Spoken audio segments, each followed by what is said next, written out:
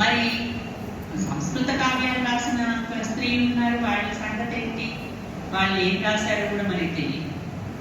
ముద్దుపడని రాసిన దాన్ని ఎంతో సంఘ సంస్కర్త అయిన వీరేశలింగం గారు కూడా ఇది వేశ్య కాబట్టి ఇలా రాసేసింది, పచ్చి శృంగారం రాసేసింది అని అన్నాను. అంటే పచ్చి శృంగారం ఎంతమంది కవులు రాశారు అంతకుముందు?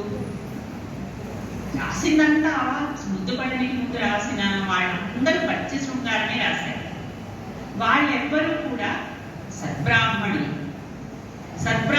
కాబట్టి వాళ్ళని ఎవ్వరూ ఒక మాట అనని, మీరు ఇంత పచ్చి శృంగారం రాశారేంటి అని. కానీ ముద్దుపడని వేశ్యావృత్తిలో ఉన్నది కాబట్టి ఆమెని ఏ మాటైనా అనొచ్చు. తర్వాత బెంగుళూరు నాగరత్నమ్మ గారు వచ్చి రాధికా స్వాంతనాన్ని పరిష్కరించి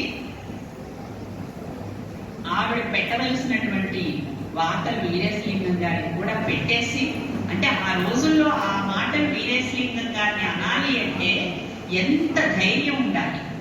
ఇప్పుడు ఆయన పెద్ద వెలిగిపోతున్నాడు సంఘ సంస్కర్తగా. ఇప్పుడు కూడా ఆయన సంఘ సంస్కరణ నేనేమి అనను.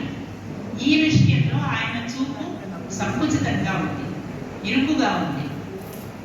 అంత పెద్ద సంఘ సంస్కర్తగా ఆయన అందరూ నీరాజనాలు పడుతున్నప్పుడు ఆగండి, ఏంటి మాటలు అని నిలదీయగలిగినటువంటి చేవ ఉన్న స్త్రీలు మనకున్నారు.